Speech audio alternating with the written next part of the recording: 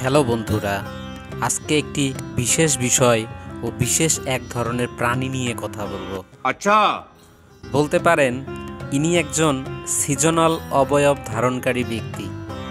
ইতিমধ্যেই আপনারা দেখে থাকবেন বিভিন্ন ধর্মীয় অনুষ্ঠানাদি আসলেই উনি তার খোলস পরিবর্তন করে বিভিন্ন সিজনে বিভিন্ন আঙ্গিকে উপস্থিত হন।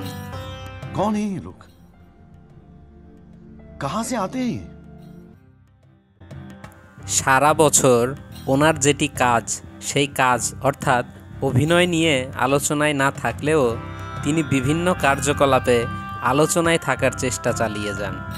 আপনারা দেখবেন সারা বছর সাদা কালা পোশাক পরিচ্ছদ ও ড্রেস পরলেও সালোয়ার কামিজ পরে না ম্যাডাম, শর্ট গেঞ্জি প্যান্ট পইরাছে ম্যাডাম আমার ডিস্কো সাইজাছে। যখনই কোনো ধর্মীয় অনুষ্ঠানাদি, যেমন মুসলিম ধর্মের পবিত্র ঈদুল ফিতর অথবা ঈদুল আজহা আসলেই তিনি ধর্মীয় খোলস ধারণের মাধ্যমে হিজাব পরিধান করেন ও কোরবানি দিয়ে থাকেন।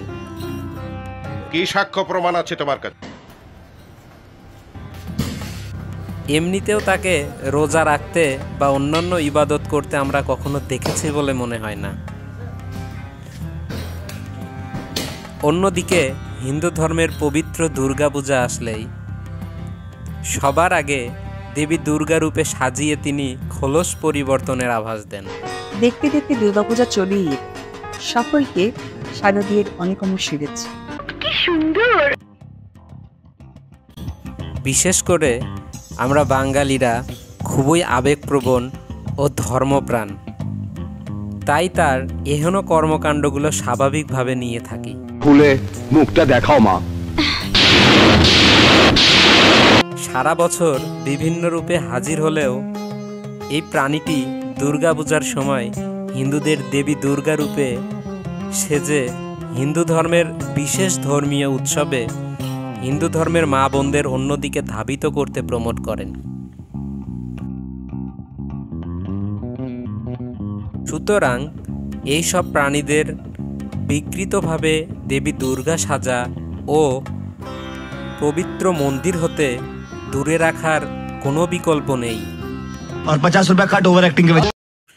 এবং ভবিষ্যতে আপনারাই ঠিক করবেন এই সব কর্মকাণ্ড থেকে আপনাদের কি শিক্ষা আসে এবং কি করণীয়। সুতরাং চিন্তা ভাবনা পরিষ্কার এবং চিন্তা ভাবনা আপনাদের। ভিডিওটি ভালো লাগলে অবশ্যই লাইক, শেয়ার অ্যান্ড কমেন্ট করবেন এবং সবার মাঝে শেয়ার করে ছড়িয়ে দেবেন। ধন্যবাদ।